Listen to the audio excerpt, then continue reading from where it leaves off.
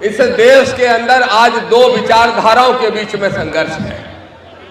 एक तरफ वो लोग हैं जो बाबा साहब द्वारा लिखे हुए संविधान को, मानवर कांशीराम साहब द्वारा खड़े हुए मिशन को समाप्त करना चाहते हैं, और दूसरी तरफ वो लोग हैं जो बाबा साहब के संविधान का एक पन्ना भी नहीं फाड़ने देंगे, और जो बाबा साहब के पन्ना को फाड़ेगा उस सरकारों को फाड़ने का काम करेंगे। दूसरी तरफ मेरे साथियों बोलो, एक तरफ की सेना में जो संविधान विरोधी सेना है, उस सेना में वो सत्ताधारी बड़े बड़े लोग, मनुवादी लोग, सामंतवादी लोग, लेकिन दूसरी तरफ के जो सेनापति हैं वो हमारे बड़े भाई आदरणीय चंद्रशेखर आजाद जी हैं। ये हमें गर्व की बात है, हमारे लिए प्रसन्नता की बात है। दामोदर यादव वर्सेस एक बाबा चल रहा है। बाबा कौन सा बाबा? कौन सा बाबा? अच्छा बताओ, मैंने ठीक किया कि नहीं किया? देखो भाई, मैं फिर पूछ रहा हूं, आरडी प्रजापति जी भी बैठे हैं, बताइए मैंने ठीक किया कि नहीं किया? बताओ, जो बाबा अपना खुद का इलाज विज्ञान से और डॉक्टरों से कराता हो, क्या वो बाबा किसी का इलाज पर्ची से कर सकता है? आज मैं सिंदरगढ़ की धरती से संदेश देना चाहता हूं। इस सिंदरगढ़ की ऐतिहासिक धरती से, ऐतिहासिक सभा से, ऐसे मध्य प्रदेश के अंदर जितने भी आडंबर पाखंडी बाबा हैं, इन सबको आप साथ दे दो, दामोदर जेल भेजने का काम करेगा। ये दामोदर वादा करता है। बोलते हैं दामोदर ने अगर राष्ट्रपति को शिकायत कर दी, दामोदर यादव गैर संवैधानिक यात्रा को रोकने के लिए अगर कोर्ट चला गया, तो बाबा बोलता है दामोदर की ठठरी बार देंगे। क्या बोलता है? ठठरी बार देंगे। बोलो, उसकी औकात है मेरी ठठरी बांधने की? है किसी बाबा की औकात इस कांशीराम और अम्बेडकर के अनुयायी की ठठरी बांधने की? है किसी की औकात? मैं इस मंच से कह रहा हूं, सुन ले आवा बाबा टावा, और जोर से, और पीछे वाले सड़क तक बजाते रहो, बजाते रहो। रविंद्र भाटी जी के लिए बजाओ एक बार जोरदार तालियां। आदरणीय विजय रतन जी के लिए बजाओ जोरदार तालियां। और हमारे शेर, इस देश के बहुजनों के नेता आदरणीय भाई, बड़े भाई चंद्रशेखर आजाद जी के लिए बजाओ एक बार जोरदार तालियां। भाई रामप्रीत जी और अनिल जी दोनों जहां भी हैं मंच पे आ जाएं, आप सबसे आग्रह है। प्रदेश अध्यक्ष जी भी हैं गुर्जर महासभा के, वो भी मंच पे आ जाएं। सम्मानीय साथियों, आज समय का बहुत अभाव है और मेरी वजह से ये सब देरी हुई है। मेरी वजह से भाई को 1 घंटा देर हो गई आने में, इसलिए मैं आप सबसे कहूंगा कि 10 मिनट 5 मिनट में अपनी बात समाप्त करूंगा। 3:15 बजे वापस पहुंचना है, हेलीकॉप्टर में 3:15 बजे बैठना है, इसलिए समय बचा नहीं है। तो 2-3 लाइन में, 4-5 लाइन में अपनी बात करूंगा। बोलो सहमत हो? ठीक है, अब सुन लो सीधी सीधी बात। आदरणीय भाटी जी बोल रहे थे, मैं सबसे पहले तो हमारे मध्य प्रदेश के प्रभारी जी, सह प्रभारी जी, प्रदेश अध्यक्ष जी, भीम आर्मी की पूरी टीम को, एक एक कार्यकर्ता को बहुत बधाई और धन्यवाद देता हूं। यहां जिसने जय भीम का झंडा गाड़ने का काम किया है, आप सबको बहुत बहुत धन्यवाद।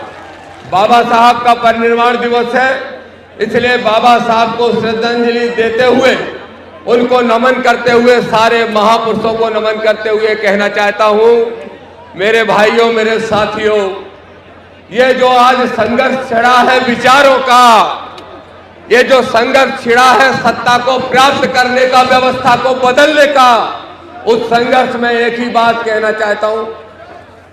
ठीक है, हम तो फिर इसको सभा खत्म करें। बोलो आप।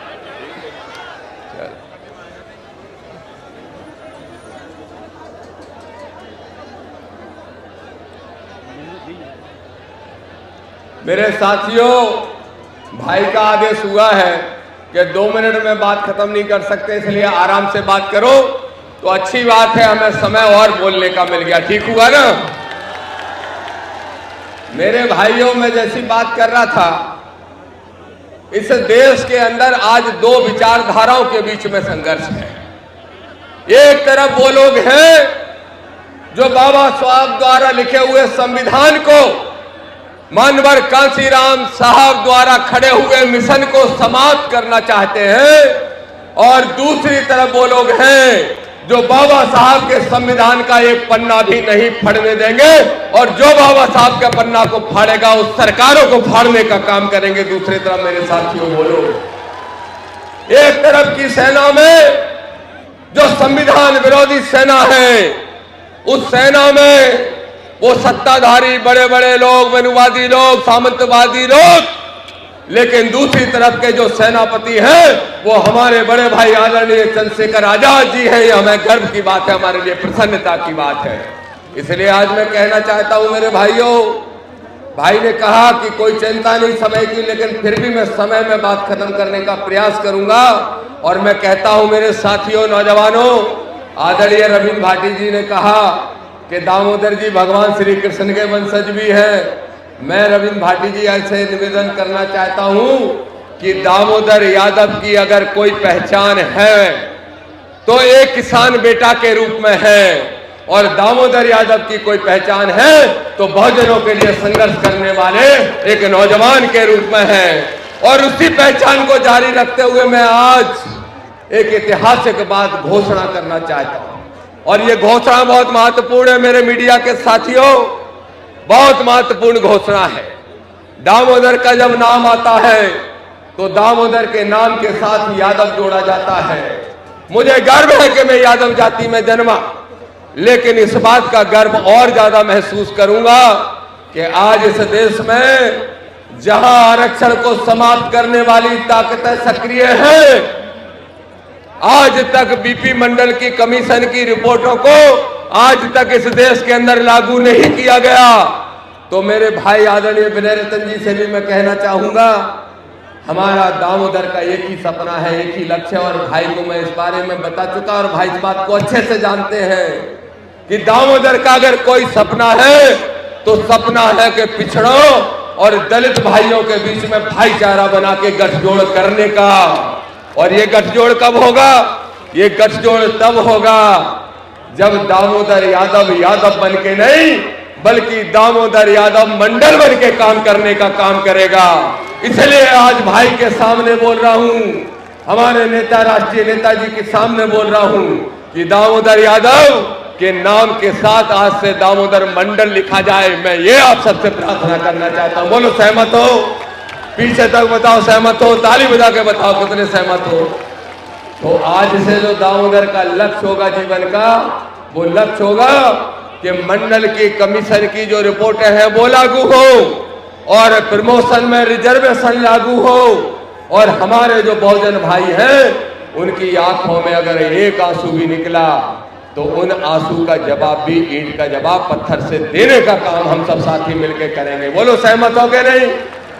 देखो मेरे भाइयों, लोग कह रहे थे कि दामोदर यादव वर्सेस एक बाबा चल रहा है। बाबा कौन सा बाबा? कौन सा बाबा?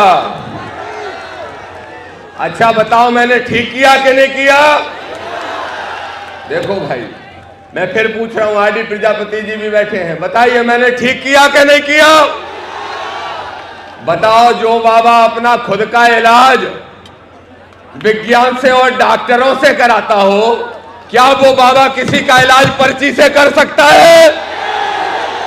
आज मैं सिंदरगढ़ की धरती से संदेश देना चाहता हूं, इस सिंदरगढ़ की ऐतिहासिक धरती से, ऐतिहासिक सभा से, ऐसे मध्य प्रदेश के अंदर जितने भी आडंबर पाखंडी बाबा हैं, इन सबको आप साथ दे दो, दामोदर जेल भेजने का काम करेगा। ये दामोदर वादा करता है। बोलते हैं दामोदर ने अगर राष्ट्रपति को शिकायत कर दी, दामोदर यादव गैर संवैधानिक यात्रा को रोकने के लिए अगर कोर्ट चला गया, तो बाबा बोलता है दामोदर की ठठरी बार देंगे। क्या बोलता है? ठठरी बार देंगे। बोलो उसकी औकात है मेरी ठठरी बांधने की? है किसी बाबा की औकात इस कांसीराम और अंबेडकर के अनुयायी की ठठरी बांधने की? है किसी की औकात? मैं इस मंच से कह रहा हूं, सुन ले आवा बाबा टावा,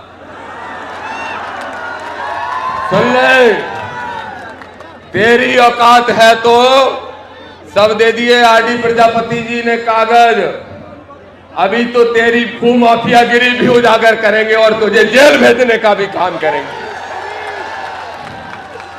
बोलता है हम बाबा साहब को तो मानते हैं, लेकिन बाबा साहब के विचारों को नहीं मानते। एक और बाबा है, एक और बाबा है, और वो क्या कहता है मालूम? वो कहता है कि भाई बेलपत्र चढ़ा दो शंकर जी पे, बच्चा चाहे 12 महीने नहीं पड़े पास हो जाएगा, कहता है। और उसका खुद का बेटा फेल हो जाता है। ये आपको शिक्षा से दूर रखना चाहते हैं, अधिकारों से दूर रखना चाहते हैं। इसलिए दामोदर यादव कहने के लिए आया है, ना आडंबर चलने देंगे इस मध्य प्रदेश में, ना पाखंड चलने देंगे इस मध्य प्रदेश में, ना जातिवादी घटनाएं होने देंगे, ना जातंकवाद चलने देंगे। अगर इस मध्य प्रदेश में कुछ चलेगा तो जय भीम का नारा और चंद्रशेखर आजाद का नाम चलने का काम होगा। ये मैं कहने के लिए आया हूं। तैयार हो बोलो ये लड़ाई लड़ने के लिए? तो जब मैं बुलाऊंगा भोपाल तो भोपाल आओगे? हाथ उठा के बताओ कितने लोग भोपाल आओगे? सड़क वाले भी बताओ, बोलो कितने लोग भोपाल आओगे? और सुनो, अभी तो हम संविधान बचाओ यात्रा भी निकालेंगे। संविधान बचाओ यात्रा, और संविधान बचाओ यात्रा शुरू यहां से करेंगे, लेकिन जाएगी कहां? वही जाएगी जहां पे ये पर्चियां निकालने का काम करता है। बोलो वहां आओगे? मेरे भाइयों, मेरे साथियों, प्रशासन के लोग कहते हैं कि भाई मानवता को कायम रखना, कानून व्यवस्था को कायम रखना, वर्ग संघर्ष की स्थिति ना बन जाए। तो मैं बड़े स्पष्ट तौर पर प्रशासन के लोगों से कहता हूं, और सुन लो मुख्यमंत्री मोहन यादव, आपसे भी कहता हूं, बोलो मोहन को भी सुना दें, 2 बातें सुना दें। इस मंच से खुलेआम कहता है दामोदर यादव, सुन लो मुख्यमंत्री, जो इंदरगढ़ में ये कारवां इकट्ठा हुआ है, ये सिर्फ स्यौड़ा विधानसभा या दतिया जिले के नहीं है, ये पूरे प्रदेश का है। और इंदरगढ़ की आवाज मालूम कहां तक जाना चाहिए? भोपाल में श्यामला हिल पे बैठे मोहन यादव तक जाना चाहिए। जाना चाहिए कि नहीं जाना चाहिए? भाई कह रहे हैं कि बैठा लो उनको एक बार। दूसरी एक और बात कहूंगा, भाई कह रहे बैठ जाओ यार, पीछे वालों को नहीं दिख रहा है, बैठ जाओ जो आगे खड़े हैं। एक और बात आपसे साथी कहना चाहूंगा, मोहन यादव, दामोदर यादव चुनौती से कहता है, सुन लो, मोहन यादव कहते हैं कि पिछड़ों का आरक्षण हम लागू करेंगे। मोहन यादव कह रहे थे कि ओबीसी का जो 13% होल्ड है उसको मैं डंके की चोट पे लागू कराऊंगा। दामोदर यादव कह रहा है इस मंच से, मोहन तुम तो फिसड्डी निकल गए, तुम्हारा डंका नहीं बजा। और तुम्हारा डंका इसलिए नहीं बजा क्योंकि तुम मनुवादी यादव हो, लेकिन दामोदर अम्बेडकरवादी यादव और आज से मंडल है, इसका डंका बजेगा। और जब दामोदर का डंका बजेगा तो मोहन को कुर्सी से उठा के भोपाल की श्यामला हिल पे किसी अम्बेडकरवादी साथी को मुख्यमंत्री की कुर्सी पर बिठाने का काम करेंगे। मैं एक ही बात कह के, अपनी लास्ट बात कह के बात समाप्त करूंगा। मेरे भाइयों, आडंबर, पाखंड और जातंकवाद के खिलाफ है हमारी जंग, और ये जंग तब तक लड़ेंगे जब तक जय भीम का झंडा इस मध्य प्रदेश की विधानसभा में नहीं फहरा देते।